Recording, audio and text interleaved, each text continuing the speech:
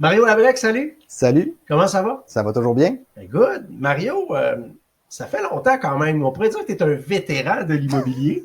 Je veux pas te vieillir, mais t'es ta combienième année d'expérience, là? Je suis rendu à quoi, là? À presque 19 points Ouais, on s'enligne bientôt sur sur un 20, 20. hein, Ouais. puis ça fait longtemps que tu es chez nous également. Mario, qu'est-ce qui t'a amené, toi, à faire du courtage immobilier dans ta vie? Écoute, j'étais dans l'automobile, moi, avant.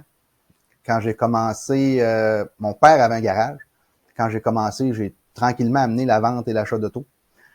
Puis, à un moment donné, les autos en location ont sorti à 140 pièces par mois. Je me suis dit, c'est appelé à descendre, ça, ce côté-là, parce que la location neuve va s'en aller là. On avait de la misère à financer. Faut se rappeler, il y a déjà plus de 20 ans. Hein? Oui, C'est ça? c'était 149 pièces, Ouais, une petite accent. ouais. Fait que j'ai dit, on a commencé à avoir de la misère à financer.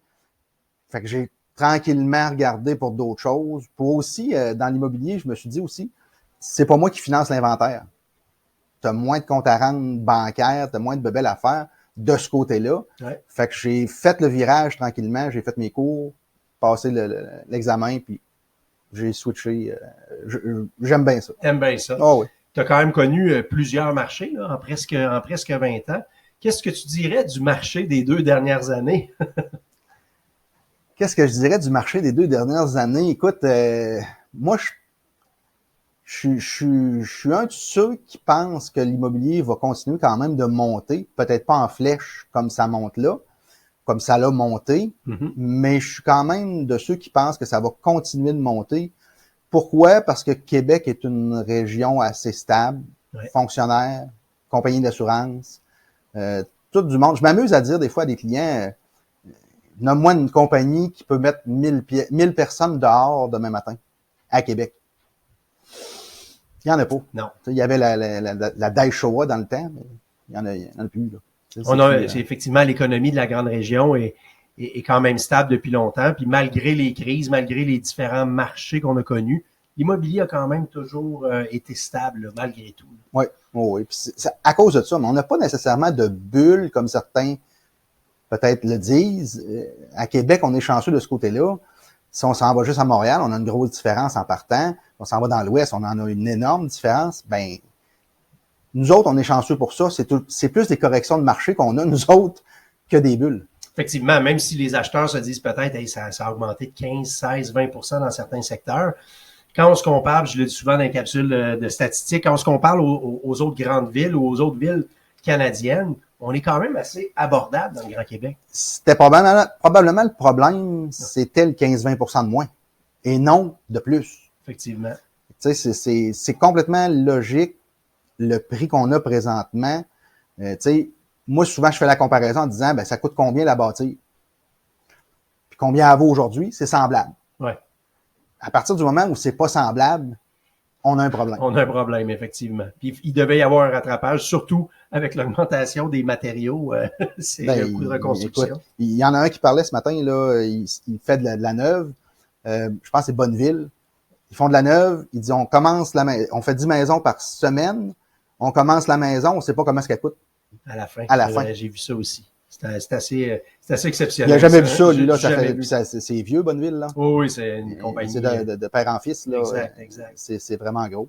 Après ces 19 années-là, qu'est-ce qui te passionne encore autant dans l'immobilier qui fait qu'à tous les jours, tu as envie de continuer de courtier immobilier?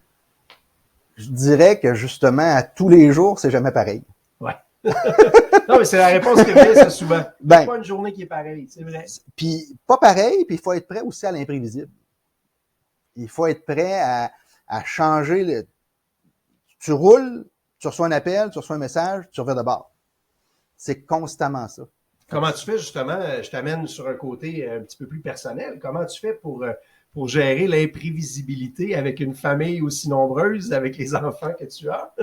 Je te dirais que ça va très bien de ce côté-là. On est capable de s'ajuster assez rapidement, mais on a toujours, tu sais, comme je dis, ça fait 20 ans quasiment que je fais ça. Fait que c'est sûr que ma conjointe, elle est là, elle est toujours là. Fait qu'elle sait que ça se peut que je sois pas là à 5 heures, ça se peut que je parte à 7 heures, dépendant des appels. Ensemble aussi. faut le dire. Donc, ça fait en sorte qu'elle comprend bien la réalité parce qu'elle travaille avec toi dans l'équipe, dans le fond. Donc, elle connaît les rouages. Mais tu penses-tu que si, ben, c'est probablement, ce serait pas en bon québécois, matcher avec quelqu'un qui n'aurait pas compris ça, mais justement, ça prend quelqu'un qui comprend la réalité d'un courtier immobilier, sinon ça fonctionne pas. Oui, il faut être un team à tous les niveaux. Je pense que tu vis un peu la même affaire. Oui, la famille au complet, effectivement.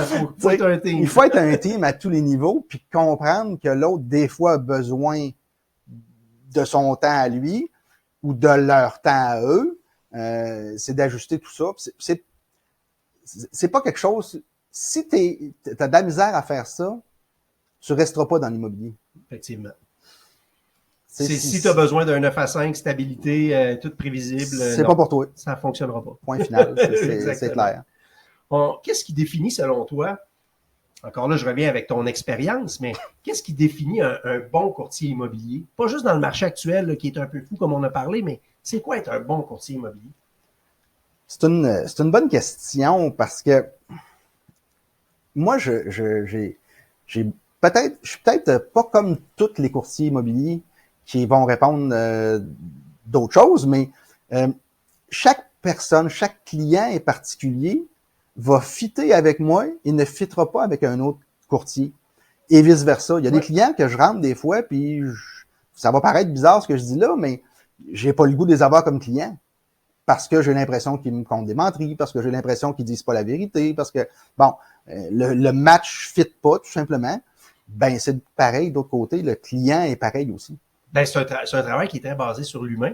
S'il n'y a pas de connectivité ou de connexion ou d'atomes crochus, comme on dit, ça fonctionnera pas parce que c'est une relation basée sur l'humain. Là. Je leur dis souvent, moi, c'est un team. Ouais. Puis si vous n'êtes pas à l'aise avec la personne, prenez-la pas. Peu importe c'est qui. Puis la personne que vous êtes à l'aise le plus, prenez-la. Exactement. Il y a une relation de confiance, c'est important. Surtout encore là, dans le marché actuel, on veut être sûr autant qu'on est vendeur que quand on est acheteur, qu'on a vraiment la totale confiance. Aller chercher le maximum, aller chercher les meilleures protections, la paperasse. Il faut que les gens prennent confiance en partant. Puis si on se pose des questions comme client, parce qu'on le vit de l'autre bord, des fois on fait affaire avec des gens, puis on se pose des questions, fais pas affaire avec lui. Ça marche pas, c'est pas un bon match, même si c'est le meilleur, même si c'est n'importe quoi. Et ça fit à la base, tu t'entends bien avec lui, vas-y avec lui. Il faut qu'il y ait le fit humain, ça c'est sûr. Qu'est-ce qui fait que tu es passionné, année après année, jour après jour? Ben, c'est un peu ce que je disais, c'est que c'est jamais pareil. Les clients sont pas pareils, les transactions sont pas pareilles, les maisons sont pas pareilles, les secteurs sont immenses. Qu'est-ce qui fait que j'ai toujours le goût de ça? Je pense que c'est vraiment ce côté-là, c'est d'être l'imprévisible, justement, fait en sorte que j'aime ça. T'sais. Moi, la routine du 8 à 5, je suis pas capable.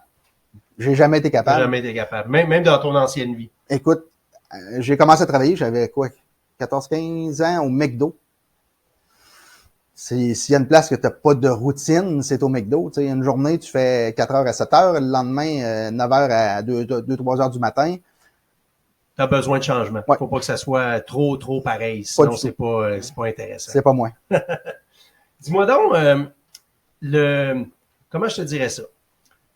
Le courtage immobilier d'aujourd'hui, puis le courtage immobilier de quand tu as commencé. Qu'est-ce que tu dirais qui est la plus grande différence?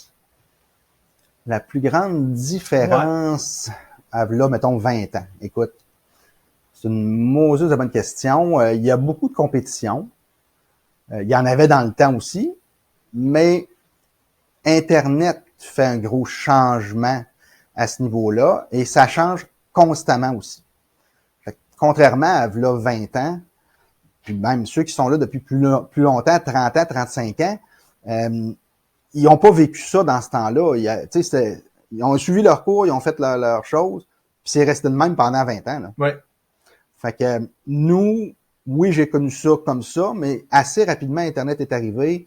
Ça a fait beaucoup de changements. Aujourd'hui, les clients, ils pitonnent sur Internet, ils en savent plus que nous autres. Définitivement. Parce qu'on a des clients qui sont vraiment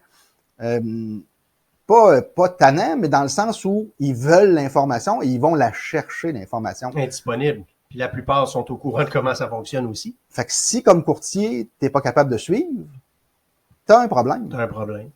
Tu parles de la technologie, puis je veux t'amener sur ce volet-là. Tu es un gars qui aime beaucoup la techno. On parle souvent ensemble, justement, de marketing technologique, numérique.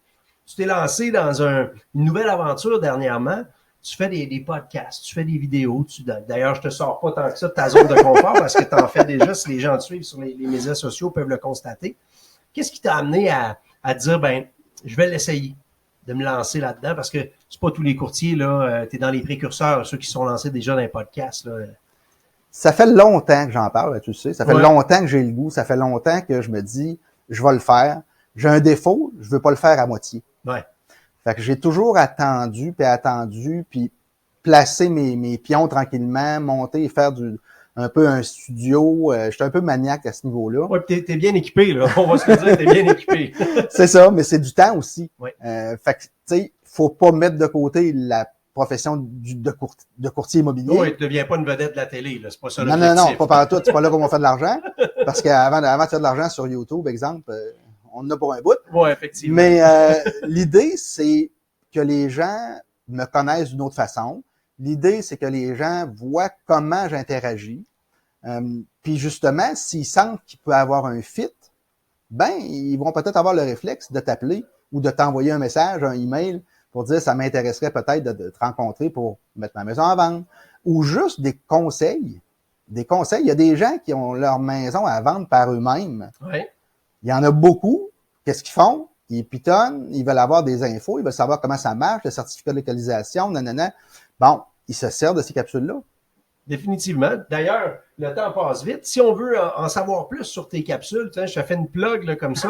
On va voir où tous ces beaux podcasts-là de Mario Labrec. Ben, il y a du stock, écoute, sur mariolabrec.com. Tu es capable de trouver quelque chose. Puis sur la chaîne YouTube, Okay. Mario Labrec, courtier immobilier Remax Accès. Sur YouTube, le stock est beaucoup là au niveau du courtage immobilier. J'ai un petit podcast qui est à part, avec quoi je m'amuse pour donner mon opinion. C'est un peu à part de l'immobilier. C'est vraiment pas relié à l'immobilier directement.